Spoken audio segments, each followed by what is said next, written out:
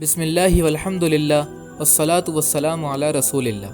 السلام علیکم ورحمۃ اللہ۔ ناظرین محترم، گزشتہ ویڈیو میں ہم نے جانا تھا کہ اللہ تعالیٰ نے فرشتوں کو کتنی کثیر تعداد میں پیدا فرمایا ہے۔ اس ویڈیو میں ہم حضرت جبریل علیہ السلام کے بارے میں جانیں گے اور ان کی ذمہ داریوں کا بھی تذکرہ کریں گے۔ تو آئیے بسم اللہ کرتے ہیں۔ حضرت جبریل علیہ السلام کا اصل نام عبداللہ ہے، جبکہ فرشتوں کے درمیان آپ کو خادم ربہ یعنی اپنے رب کا خادم کہا جاتا ہے۔ حضرت جبریل علیہ السلام تمام فرشتوں میں سب سے افضل مقام رکھتے ہیں اور آپ سب فرشتوں کے امام بھی ہیں۔ آئیے اب حضرت جبریل علیہ السلام کا حلیہ سماعت کر لیتے ہیں۔ اللہ تعالیٰ نے حضرت جبریل علیہ السلام کو انتہائی قوی اور وسیع جسم عطا فرمایا ہے۔ نبی کریم علیہ السلام ارشاد فرماتے ہیں کہ میں نے جبریل علیہ السلام کو آسمان سے اترتے ہوئے دیکھا تو انہوں نے آسمان و زمین کے دونوں کناروں کو اپنے جسم سے پر کر رکھا تھا، اور وہ سندس کا لباس پہنے ہوئے تھے اور اس پر موتی اور یاقوت جڑے ہوئے تھے۔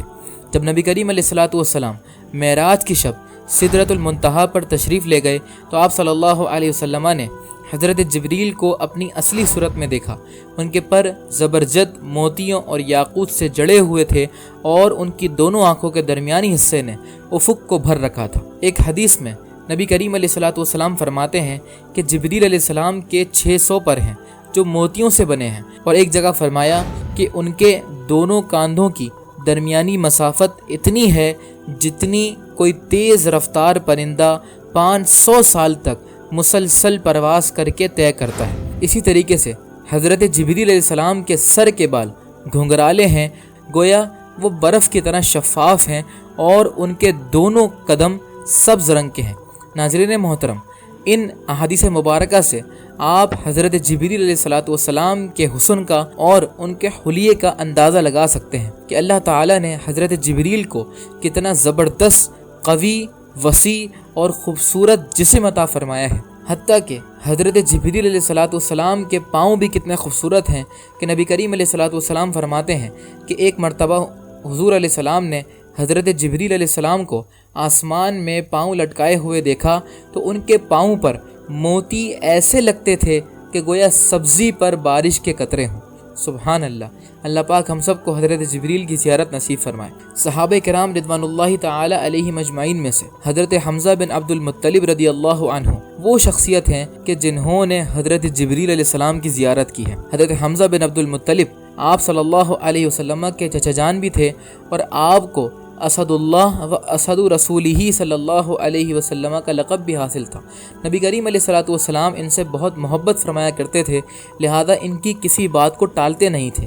ایک مرتبہ انہوں نے بارگاہ رسالت میں آپ صلی اللہ علیہ وسلم میں عرض کی کہ میں جبریل علیہ السلام کو دیکھنا چاہتا ہوں۔ آپ صلی اللہ علیہ وسلم نے فرمایا کہ تم نہیں دیکھ پاؤ گے۔ عرض کی حضور مجھے دیکھنا ہے۔ تو آپ صلی اللہ علیہ وسلم نے فرمایا کہ اچھا پھر بیٹھ جاؤ۔ پھر حضرت جبریل علیہ السلام کعبہ شریف کی کسی لکڑی پر آ کر بیٹھ گئے تو حضور نے فرمایا کہ حمزہ اب اپنی نظریں اٹھائیں اور جبریل کو دیکھ لیں۔ ابھی انہوں نے نظر اٹھا کر صرف حضرت جبریل علیہ السلام کے سبز زبرجد سے بنے قدموں کو ہی دیکھا تھا کہ آپ بے ہوش ہو گئے اور اس سے زیادہ کی تاب نہ لا سکے۔ سبحان اللہ۔ اللہ پاک نے حضرت جبریل علیہ السلام کو کیسا زبردست حسن عطا فرمایا ہے اور ایسا نور عطا فرمایا ہے کہ انسان اس نور کو دیکھنے کی طاقت نہیں رکھتے۔ یہ انبیاء کرام علیہ السلام کی زوات قدسیہ ہوتی ہیں کہ جو حضرت جبریل علیہ السلام کی زیارت کر سکتے ہیں، بلکہ نبی کریم علیہ السلام کے علاوہ کوئی بھی نبی ایسے نہیں ہیں کہ جنہوں نے حضرت جبریل کو ان کی اصلی صورت میں دیکھا۔ وہ فقط ہمارے نبی کریم علیہ السلام ہیں کہ جنہوں نے حضرت جبریل کو اپنی اصلی صورت میں معراج کی شب دیکھا، جیسا کہ ابھی ہم بیان کر کے آ چکے ہیں۔ اب آئیے حضرت جبریل علیہ السلام کی عمر کے بارے میں سماعت کرتے ہیں۔ حضرت ابو ہریرہ رضی اللہ تعالیٰ عنہ سے مروی ہے کہ نبی کریم علیہ السلام نے حضرت جبریل علیہ السلام سے دریافت فرمایا کہ اے جبریل، تمہاری عمر کتنی ہے؟ تو انہوں نے عرض کی کہ یا رسول اللہ، میں تو نہیں جانتا، لیکن بس اتنا جانتا ہوں کہ چوتھے حجاب نور میں ایک ستارہ تھا جو ہر 70,000 سال کے بعد چمکتا تھا، اور میں نے اس ستارے کو 72,000 مرتبہ چمکتے ہوئے دیکھا ہے۔ تو حضور صلی اللہ علیہ وسلم نے فرمایا کہ اے جبریل، میرے رب کی عزت کی قسم، میں ہی وہ ستارہ ہوں۔ یعنی اس سے ایک تو حضرت جبریل علیہ السلام کی عمر کا اندازہ ہو جاتا ہے کہ اللہ پاک نے ان کو کروڑوں بلکہ اربوں سال کی عمر عطا فرمائی، اور نبی کریم علیہ السلام کی نورانیت کا بھی اندازہ ہو جاتا ہے کہ اللہ پاک نے نبی کریم علیہ السلام کو حضرت جبریل سے بھی پہلے پیدا فرمایا اور آپ صلی اللہ علیہ وسلم کو بھی نور سے پیدا فرمایا۔ یہی وجہ ہے کہ جہاں پر حضرت جبریل علیہ السلام کے عروج کی انتہا ہو جاتی ہے یعنی سدرۃ المنتہا پر، اس سے بھی آگے ہمارے آقا و مولا نبی کریم علیہ السلام تشریف لے گئے۔ اب آئیے حضرت جبریل علیہ السلام کی ذمہ داریوں کے بارے میں سماعت کر لیتے ہیں۔ جس طرح اللہ پاک نے حضرت جبریل علیہ السلام کو اتنا عظیم منصب عطا فرمایا، اسی طریقے سے ان کو کثیر ذمہ داریاں بھی عطا فرمائیں۔ ان کی پہلی ذمہ داری تو یہ ہے کہ وہ انبیاء اور رسل کی جانب وحی لے کر نازل ہوتے ہیں۔ اس ذمہ داری کا ذکر اللہ پاک خود قرآن مجید فرقان حمید میں فرماتا ہے، قُلْ مَنْ كَانَ عَدُوًّا لِجِبْرِيلَ فَإِنَّهُ نَزَّلَهُ عَلَى قَلْبِكَ بِإِذْنِ اللَّهِ کہ اے حبیب آپ فرما دیجئے کہ جو حضرت جبریل کا دشمن ہے تو وہ ہو، پس بے شک وہ تو آپ کے دل پر اللہ کے حکم سے کلام مجید کو نازل کرتے ہیں۔ تو یہ پہلی ذمہ داری ہے جو اللہ پاک نے حضرت جبریل علیہ السلام کی لگائی ہے کہ وہ اللہ پاک کی جناب سے وحی لے کر انبیاء کرام علیہم السلام کی جانب اترتے ہیں۔ دوسری ذمہ داری نبی کریم علیہ السلام ارشاد فرماتے ہیں کہ آسمان میں میرے دو وزیر ہیں، ایک حضرت جبریل ہیں اور ایک حضرت میکائیل ہیں، یعنی حضرت جبریل نبی کریم علیہ السلام کے وزیر بھی ہیں، اور زمین میں نبی کریم علیہ السلام کے وزیر حضرت ابو بکر ہیں اور حضرت عمر ہیں۔ یہی وجہ ہے کہ معراج کی شب بھی حضرت جبریل علیہ السلام نبی کریم علیہ السلام کی خدمت میں رہے، حتیٰ کہ آپ کو ویڈیو کے آخر تک معلوم ہو جائے گا کہ حضور صلی اللہ علیہ وسلم کی بارگاہ میں حضرت جبریل کتنی مرتبہ حاضر ہوئے۔ نمبر 3، قوموں پر عذاب لانا۔ یہ بھی حضرت جبریل علیہ السلام کی ذمہ داری ہے۔ جب حضرت لوط علیہ السلام کی قوم پر عذاب آیا تو حضرت جبریل علیہ السلام نے ان کی 4 بستیوں کو پانی کی تہہ سے اپنے پروں کے اگلے حصے پر اٹھا لیا اور انہیں آسمان تک لے گئے، حتیٰ کہ آسمان والوں نے ان کی آوازیں اور چیخیں سنی اور اس کے بعد انہیں وہاں سے پلٹ دیا۔ اسی طرح قوم سمود پر صبح کے وقت حضرت جبریل نے ایک چیخ ماری تو سب کے سب گھٹنوں کے بل زمین پر ڈھیر ہو گئے۔ ان عذابات کے تذکرے قرآن مجید میں بھی موجود ہیں۔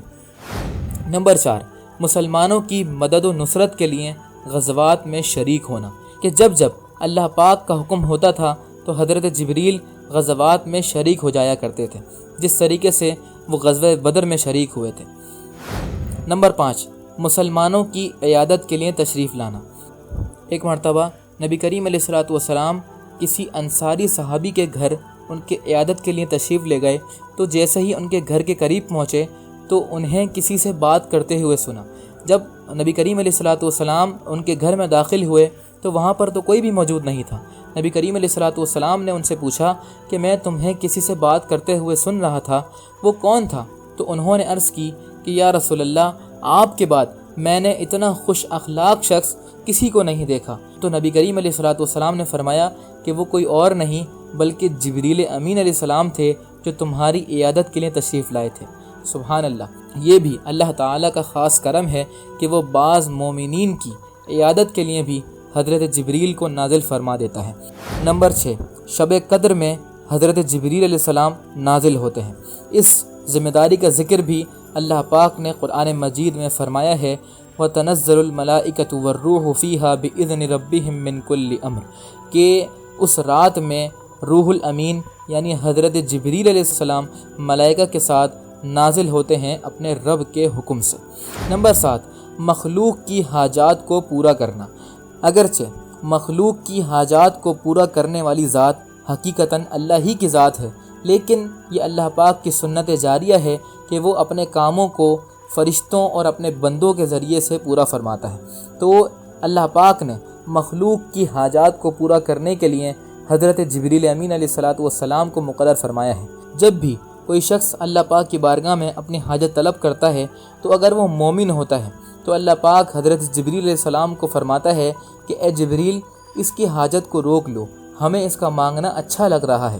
اور اگر وہ شخص کافر ہوتا ہے تو اللہ پاک حضرت جبریل سے فرماتا ہے کہ اے جبریل، اسے جلدی جلدی دے دو کیونکہ ہمیں اس کا مانگنا اچھا نہیں لگ رہا۔ تو اگر کسی مسلمان پر کوئی مصیبت آتی ہے تو وہ اللہ پاک اس مصیبت کو سن رہا ہوتا ہے، دیکھ رہا ہوتا ہے، اس کے علم میں ہوتا ہے۔ اللہ پاک سے کوئی چیز مخفی نہیں ہے، لیکن اللہ پاک اپنے بندوں کا امتحان لیتا ہے، اور جب کسی مسلمان کا مانگنا اللہ کو اچھا لگ رہا ہوتا ہے تو اللہ پاک اس کی حاجت کو روک لیتا ہے، جبکہ جس شخص کا مانگنا اللہ پاک کو اچھا نہیں لگ رہا ہوتا، اللہ پاک حضرت جبریل سے فرماتا ہے کہ جبریل اس کی حاجت کو جلد سے جلد پورا کر دو، ہمیں اس کا مانگنا اچھا نہیں لگ رہا۔ 8ویں ذمہ داری جو اللہ پاک نے حضرت جبریل علیہ السلام کی لگائی ہے وہ یہ ہے کہ حضرت جبریل اللہ پاک کی جناب سے ندا کرتے ہیں، یعنی جب اللہ پاک کسی شخص سے محبت فرماتا ہے تو وہ حضرت جبریل علیہ السلام کو بلاتا ہے اور فرماتا ہے کہ اے جبریل، میں فلاں شخص سے محبت کرتا ہوں، لہذا تم بھی اس سے محبت کرو۔ تو حضرت جبریل اس سے محبت کرتے ہیں، پھر اللہ فرماتا ہے کہ اے جبریل، تمام آسمان والے فرشتوں میں یہ ندا کر دو کہ اللہ پاک فلاں شخص سے محبت کرتا ہے، لہذا تم سب کے سب اس سے محبت کرو۔ تو تمام اہل آسمان اس سے محبت کرتے ہیں، اور پھر اس کی محبت زمین والوں کے دل میں ڈال دی جاتی ہے۔